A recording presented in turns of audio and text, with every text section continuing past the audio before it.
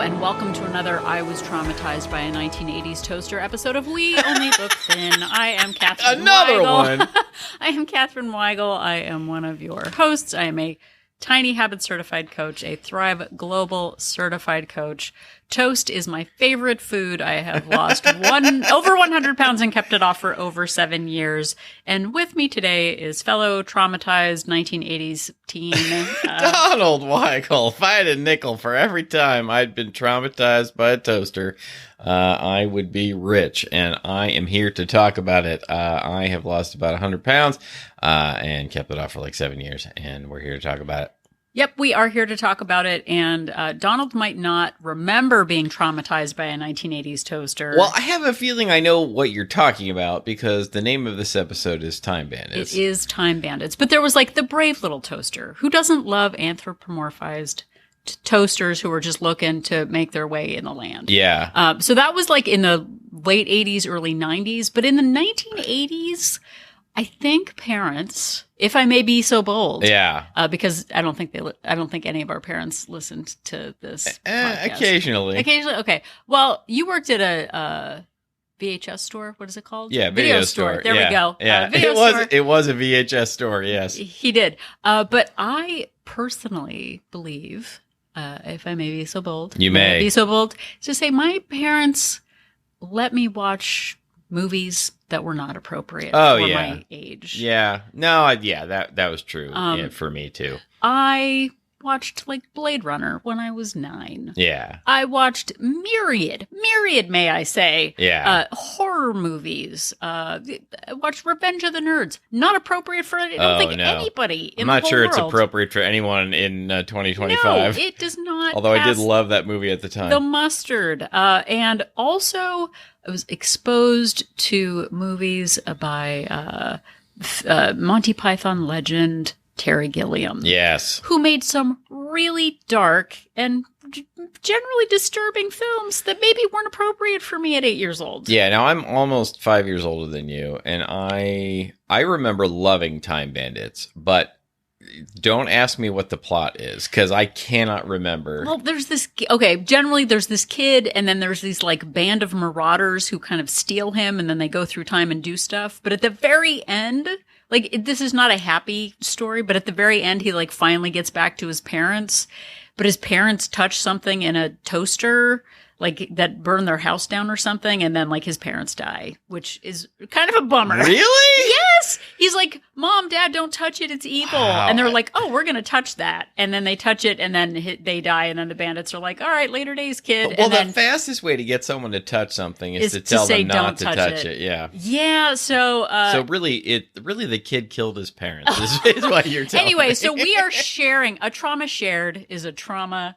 It's called trauma bonding. So we've just bonded over a traumatic toaster. Oh, we've bonded. That's nice. We bonded. See, that's it's very nice. But we are going to tell you today to not touch your time. Is that something that you can touch?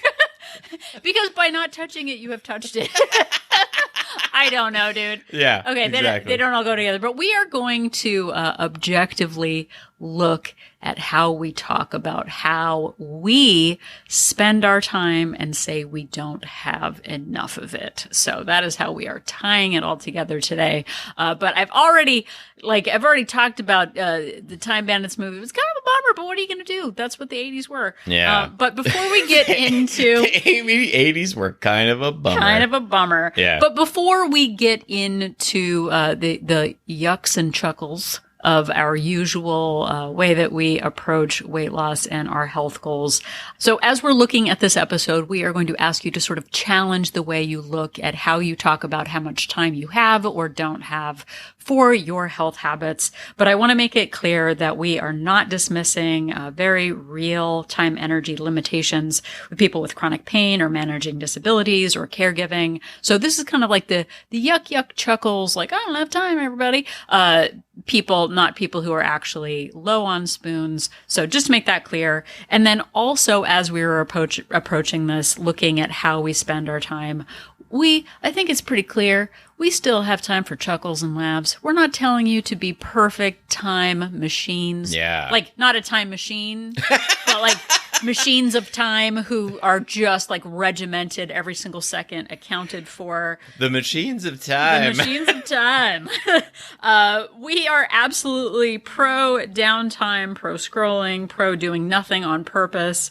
The goal here is to show you that you can be both someone who levels up their habits and still has time for being down on time. Downtime? Uptime? Anyway, so we just wanted to make that clear. I don't think that was very clear, but I said what I said. So this episode isn't about trading downtime for nothing but productivity. So anyway, just wanted to clear that up. So now back to our regularly scheduled episode. And here we go with that. It is happening. Okay. That was a super professional transition. It was. Okay, so we are looking at ways today where we steal our own times from our own selves. What? We're responsible again? It's When us. does it stop? When do we stop? When can we blame other people for things? Exactly. So I was on a Tiny Habit certified coach Zoom call the other day where we were talking about health and fitness goals. And one of my fellow Tiny Habits coaches, Mark Lickman. Hello, Mark. Hello, Mark. Tiny Habit certified coach, dropped a bomb of truth on the unsuspecting listeners of the Zoom call. A bomb of truth is sort of like an other kind of bomb, except Like a bath bomb? like a bath bomb, except this one's made of truth. Instead of fizzy, relaxing That's right. salts and lavenders. Okay. That's right. Okay, I'm sorry. He doesn't want... This one is a truth explosion. Part of me doesn't want to tell people I talked about them on the podcast because then they might listen and just be like, what is happening right now? So anyway, so Mark Lickman, Tiny Habit certified coach, said that lack of time is more of a perception issue than a truth. Oh boy. Not having time is a perception issue. And I spent many a decade believing that I did not have time. So 15 minutes into this episode, we are about to tell you that the point of this episode is that oftentimes we believe we don't have time and then act in ways to prove that we don't have time. Yeah, we like to prove ourselves right. So the next time you're saying to yourself that you don't have time for something, instead, try to frame it as it's not a priority for me right now. So instead of, I don't have time to exercise, say to yourself, exercise is not a priority for me right now. That sounds real, but that sounds mean when you say things that are true about that. I don't have time to track my calories. Well, maybe say to yourself, I am not making calorie tracking a priority right now, or calorie tracking is not a priority for me right now, and see how that feels. And if genuinely you can say to yourself that you're not making it a priority, then maybe you really do have the time and it's your strategy that's the problem. Yeah, if you finish the thing, well, but, which means well, but, like, and it's sort of like where that excuse comes in. That's right. But like I said, we look for ways to prove ourselves right, don't we, Donald? Yeah, and so there is a sciencey concept called confirmation bias, which all humans have, and it is the tendency of our brains to seek evidence that confirms what we already believe. Now, this could be in the form of, I'll try to stay away from anything controversial. This could be in the form of a topic like, you believe that a certain pro sports player is the best one ever. So you only look for articles online or people writing things online that back that up, and you ignore any of the articles that you find that contradict that belief. And so if you believe that you're too busy, your brain will filter out all of the time that you actually have. And, all of the little like gaps in your day, all of the time that you're, doing something frivolous, all of the time that you're, doing one thing when you could be doing the thing that you're saying that you don't have time for. And so your thoughts create identity, and your identity creates action, and your action confirms your belief. Yeah, that it's self-fulfilling prophecy. I won't have time. This is going to suck. Like all of that, when we say it, we manifest it, man. Yeah. So we're going to share a few kind of concrete health and fitness time traps, sort of narratives that we use that sabotage our goals. So again, just saying something like, I don't have time to prep food. I don't have time. Who has time for that? Nobody. Yeah. Nobody who could. But in reality, if you reframe it, you don't need 2 hours on a Sunday. You don't need to batch cook all of the things. Maybe you need just 15 minutes and a cutting board. Maybe you need just some pre-packaged, already prepped things that don't take a lot of effort or energy. Yeah, you can outsource your food prep in a lot of cases. Right. So again, the store is too crowded. I don't have time. Like traffic is bad. I can't go grocery shopping. Who has time for that? So I'll just get takeout. When in reality, what if you didn't go, if going after work doesn't work? Maybe go at 6 a.m. when the roads aren't crowded and when the grocery store is empty and you're in and out in 20 minutes. Maybe driving to the gym only takes 6 minutes in the morning, where if you left at rush hour, it would take 30 minutes. So again, it's not a time issue. It's a time of day issue.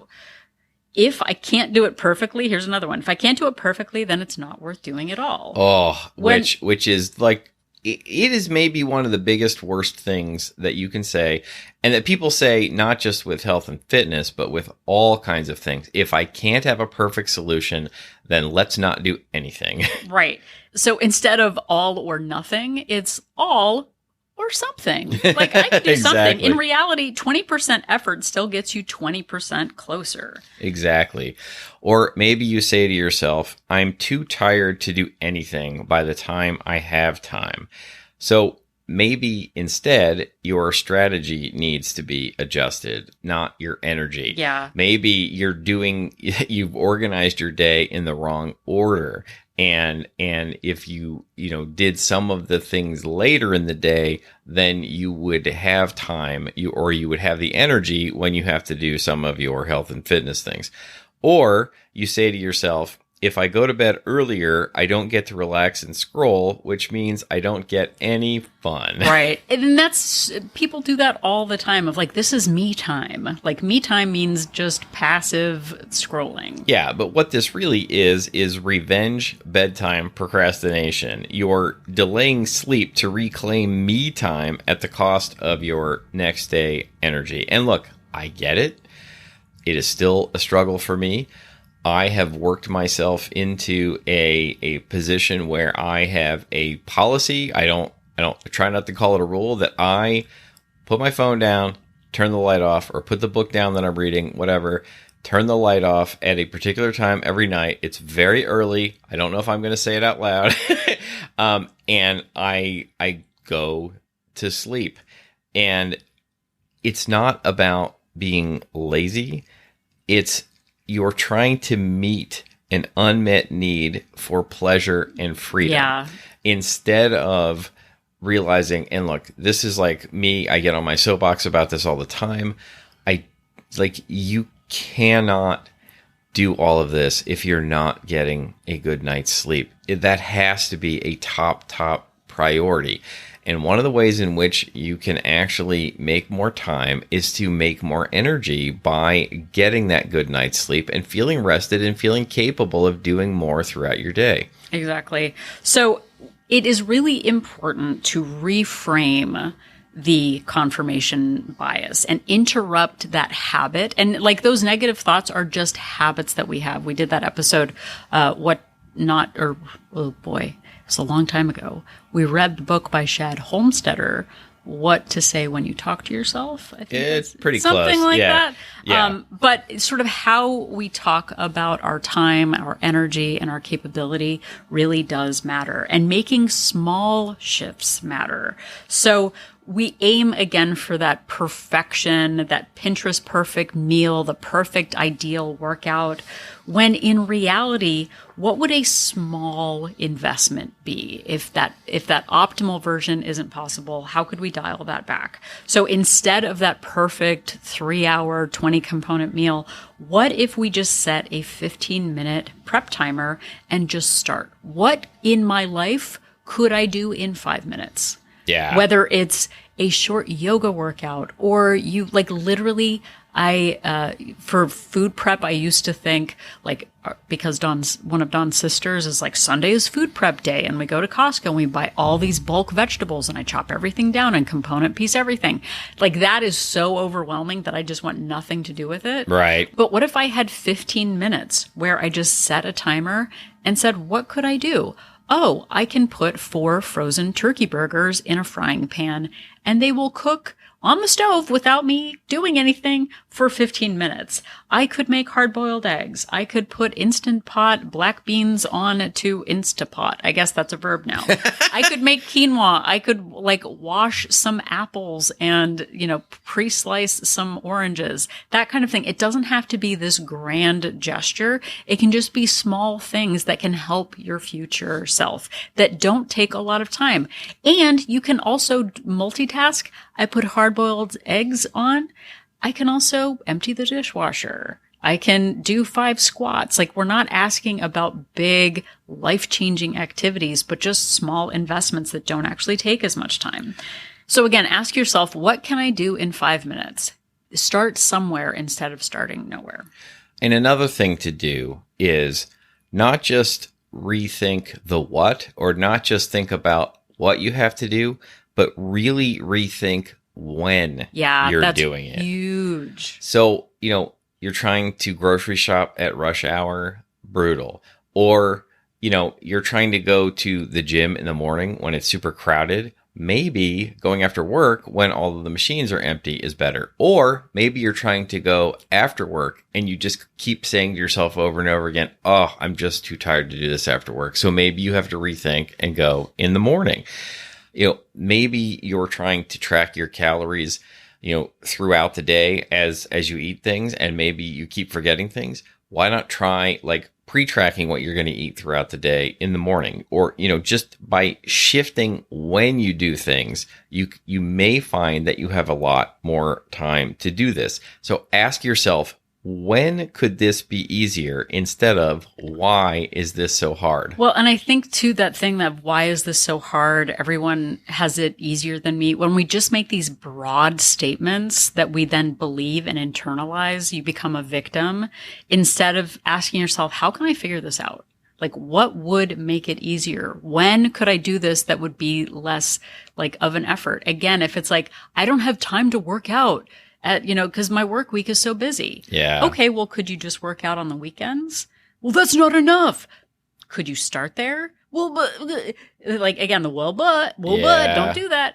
But like, it's like, oh, I could start where I am with what I have, with the time that I have. That makes more sense. Absolutely. So again, I know I talked about this before, but get rid of that all or nothing thinking. Think of it as all or something. Perfectionism in itself is a time bandit's favorite disguise. Oh, like, my goodness. It really, really is. I know you said it in a like jokey way, but like the all or nothing attitude is one of the biggest obstacles to getting anything done. Well, is it a highwaymen? Are those the bad guys that like out? So like, just imagine that every time you're like, if it's not perfect, it's awful. Like that is just a time bandit. Like that is just tricking you into believing that you have no agency in your life. So consider and this is something that I think we really had to work on, is instead of all or nothing, well, Donald just said I have to go to bed earlier, so now I can't have any fun. Right. Now, the doctor says I need to get 30 minutes of cardio a day. Like,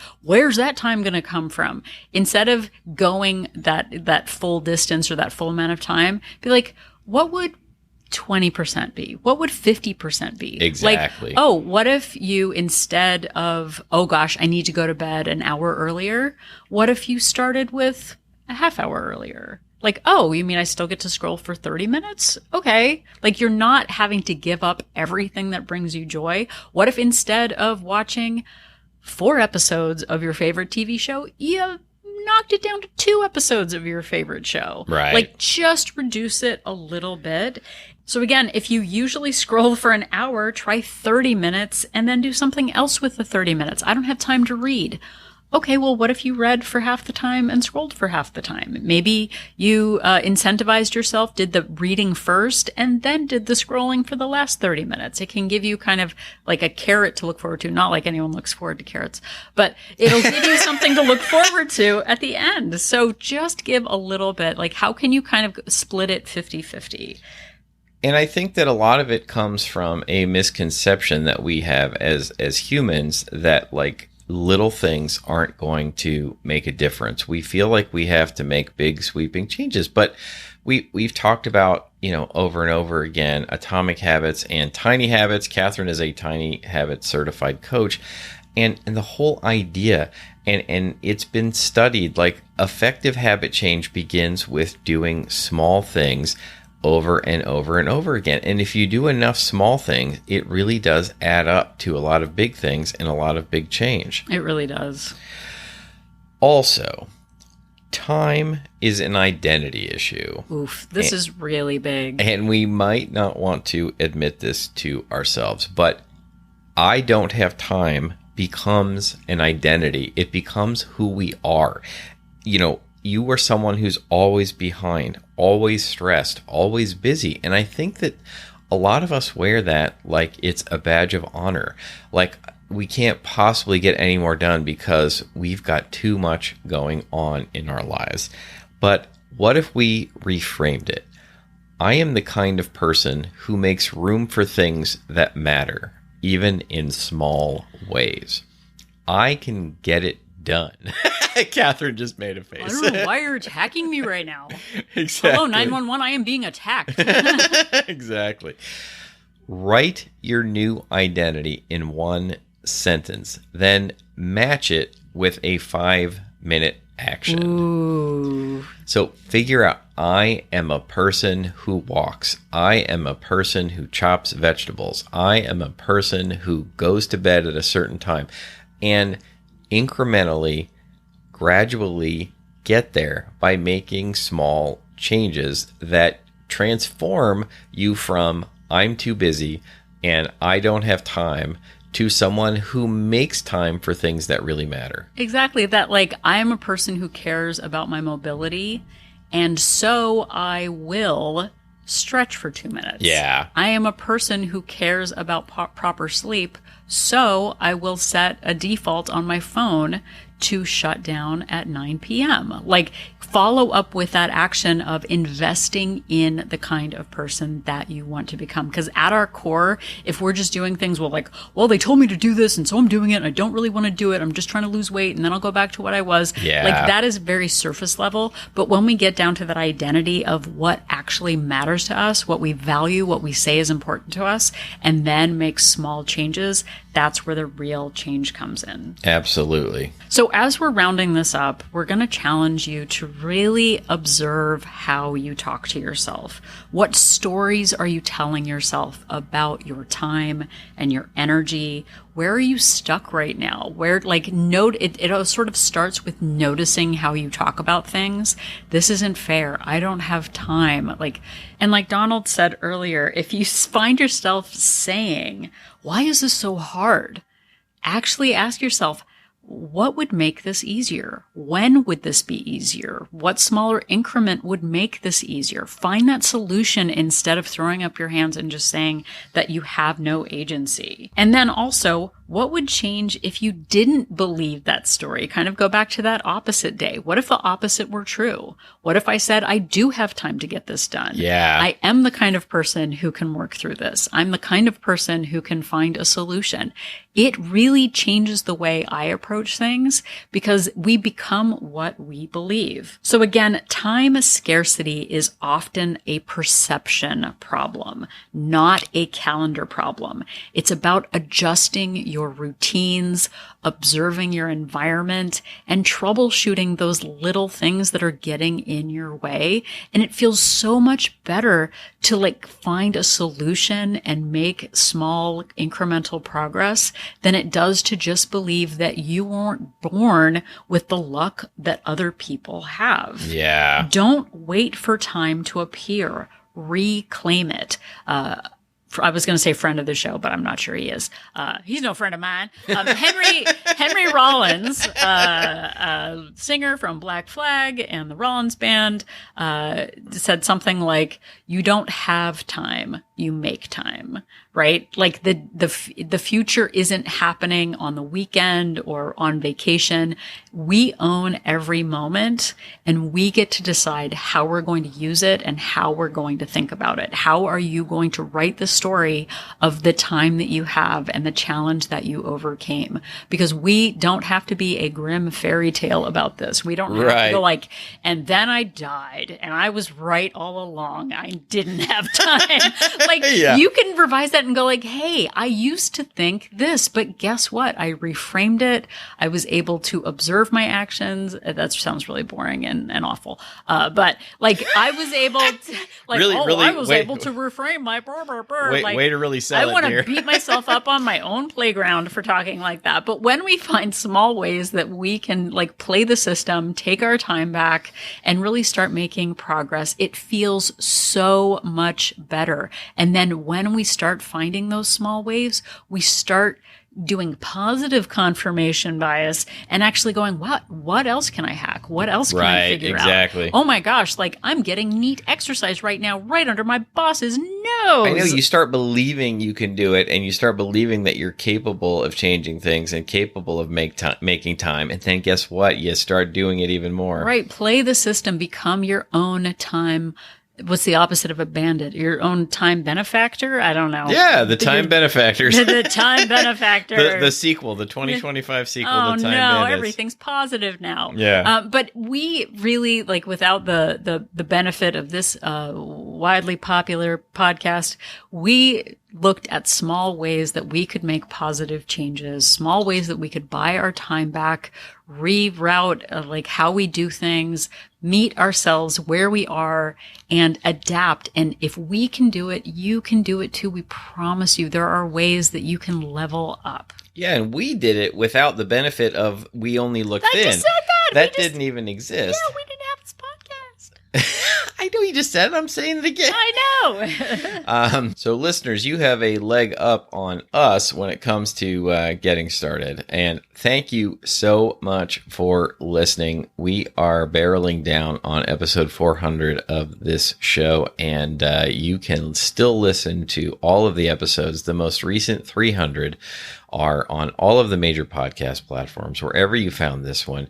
Or you can go back all the way to the first episode and start listening on YouTube or anytime on our website at weonlylookthin.com. Yep, and if you are at our website, click on that link for Join Our Support Group to find out more about Wolt Place. We Only Look Thin Place is our Facebook-based accountability group. We have weekly Zoom meetings, lots of different ways to find accountability and support on your weight loss journey venture. Look, we save time by combining journey and adventure. Look, we're taking back time right now. Absolutely. But if you need help, sometimes it is hard to get out of our own ways to really see, like, it's hard to be objective about our own habits. If you need help figuring out how to buy some of that time back for yourself, then join our support group. Let us help you troubleshoot it and adapt and pivot and figure out ways that you can take some of your time back. We have 2 subscription options, a monthly subscription with a 3-day complimentary trial and a 3-month subscription with a 7-day complimentary trial to see if Wolt Place is right for you. So please give us a try. Absolutely. Please do. And you can also give us a try on social media. We are at We Only Look Thin on Instagram and Facebook.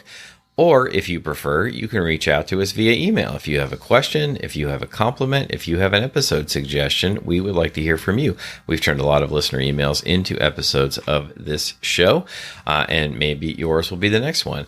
or if you just like to reach out and say hi and give us a compliment, we would like to hear from you too. You can do all of those things to weonlylookthin@gmail.com. Yep, and if you have a couple of extra minutes, head over to Apple Podcast and leave us a rating and a review. Not only does it let us know that what we are doing after barreling down, I prefer to think of it as sneaking up on 400 episodes. Sneaking up on 400. Sneaking up on 400 episodes. Yeah, I don't know. We haven't even talked about if we're doing anything special for 400 yet. No, we haven't. But leave us a rating and a review. Not only does it let us know that what we're doing after all of these years, all of this time investment, we have invested a lot of time in this podcast. We certainly have. And in you, our listeners. So invest some time and some energy in us by leaving us a rating and a review. It lets us know that what we're doing matters to you, and it also helps other people find our podcast. It does. And another thing that really helps people find the podcast is if you just tell them about us. If you are in a conversation with someone, or if you're in an internet group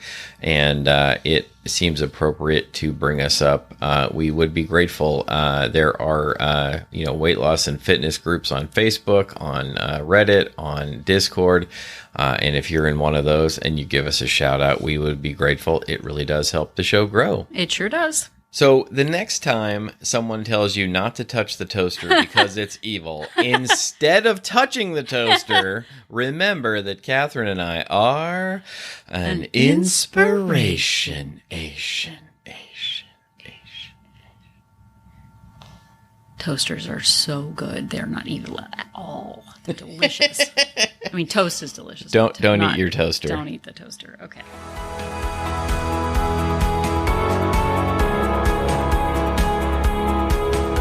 The information that you hear on this podcast is for informational purposes only.